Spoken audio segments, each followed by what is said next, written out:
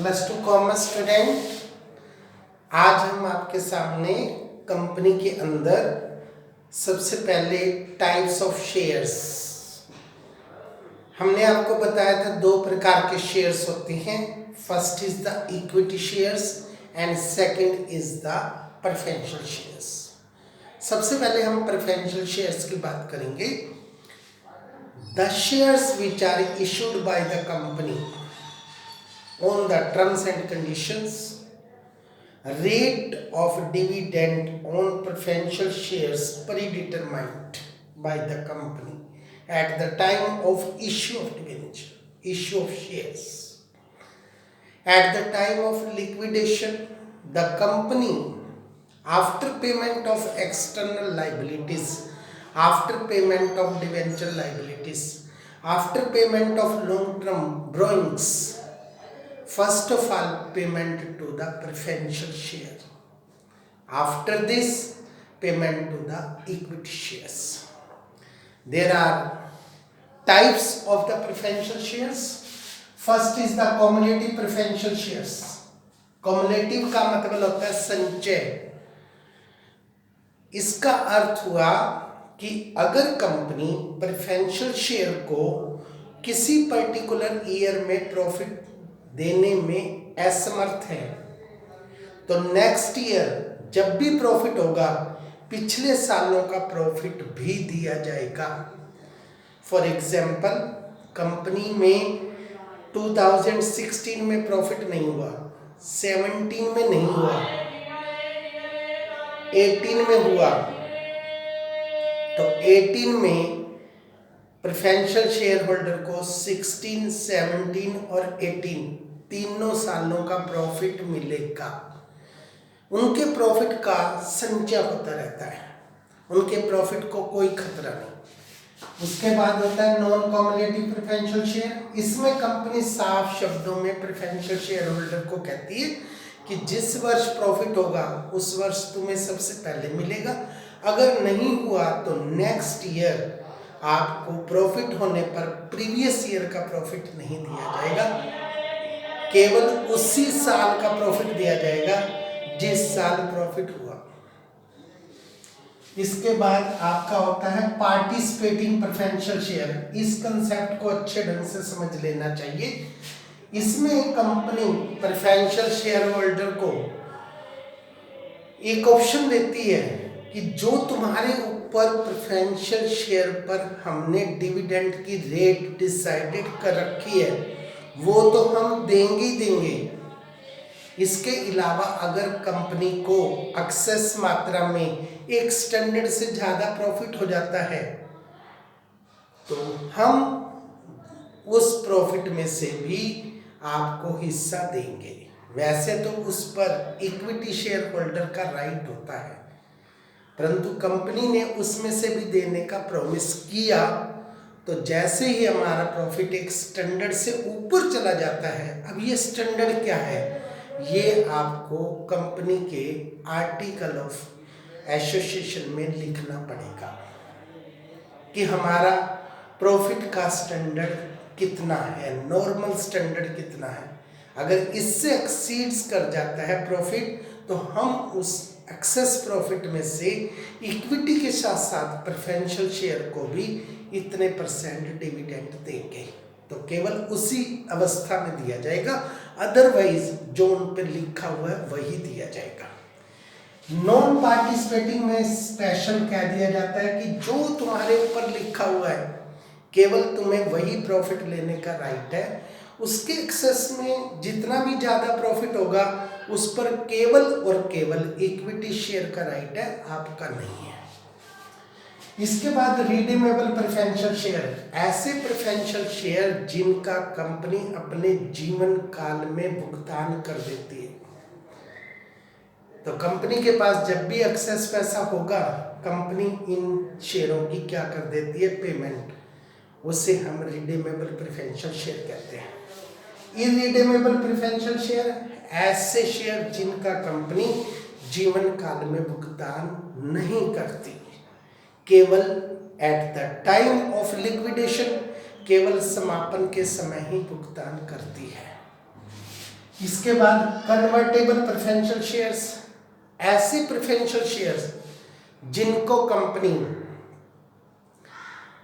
Equity share में convert कर देती है। जब भी कंपनी इक्विटी शेयर निकालती है तो प्रेफरेंशियल शेयर्स को एक ऑफर देती है कि आप अपने प्रेफरेंशियल शेयर्स को इक्विटी में कन्वर्ट करवाना चाहते हैं तो करवा सकते हैं, बट टर्म्स एंड कंडीशंस वो कंपनी की होंगी, शेयर होल्डर की नहीं होंगी। अगर वो terms and conditions shareholder को मंजूर हैं तो it is the option given by the company to the shareholder. It is not compulsory for the preferential shareholder to convert their preferential shares in equity shares। ये उनकी will pay depend करता है कि वो उन terms and conditions पर convert करवाना चाहते हैं तो करवाए, नहीं तो नहीं। जैसे कंपनी ने कह दिया कि हम तो अपना इक्विटी शेयर 100 रुपये वाला 125 में देंगे और आपकी पेमेंट एट पार पर होगी, तो इसका अर्थ ये हुआ कि अगर आपके पास 5 प्रेफरेंशियल शेयर हैं, 5 गुना में 100, उसके बदले में आपको इक्विटी शेयर मिलेंगे केवल 4। अब ये टर्म्स एंड कंडीशन आपको पसंद है तो आप कन्वर्ट करवाएं, नहीं पसंद है तो आप नहीं करवाएं। ये केवल कंपनी की ऑप्शन है। नॉन कन्वर्टेबल, इसमें कंपनी कभी भी अपने प्रेफरेंशियल शेयर को इक्विटी में कन्वर्ट नहीं करती। टाइप्स ऑफ इक्विटी शेयर्स, इसको भी बड़े अच्छे ढंग से समझ लेना चाहिए। सबसे पहले हमारा आता है sweet equity shares. Section 54 company act 2013 के अनुसार कंपनी अपने बोर्ड ऑफ डायरेक्टर्स एम्प्लॉइज को उनकी सर्विसेज के बदले में प्रमोटर्स हो जाते हैं, उसमें आपके अंडरराइटर्स हो जाते हैं, उसके डायरेक्टर्स हो जाते हैं।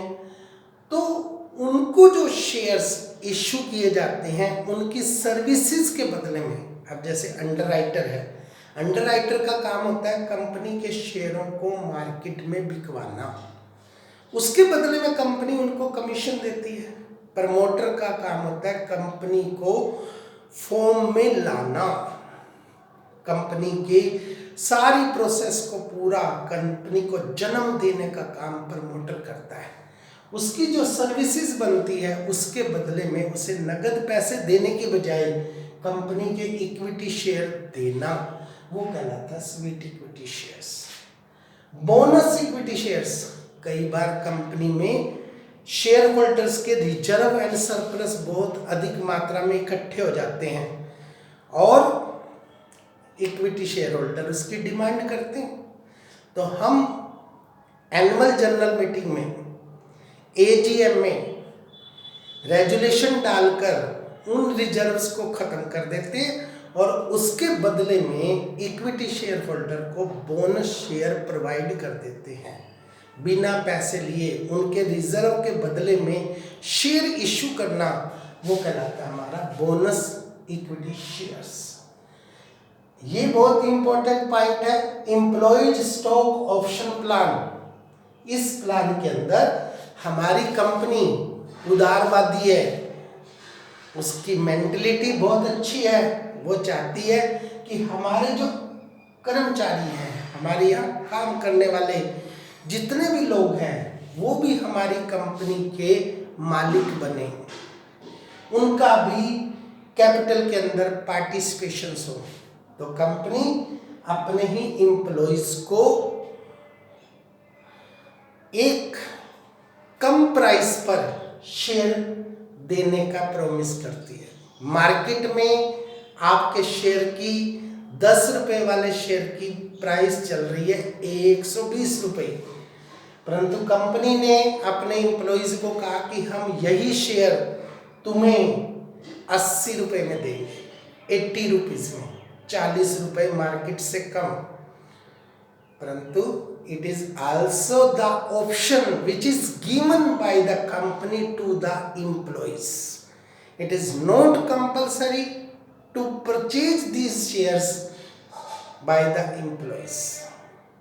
ये उनके लिए कंपलसरी नहीं है, ये कंपनी ने केवल उनको ऑप्शन दी है और इसका भी एक पीरियड है, उतने समय के अंदर अंदर कर्मचारी ले लेते हैं, इस ऑप्शन का फायदा उठाते हैं तो गुड एंड वेल।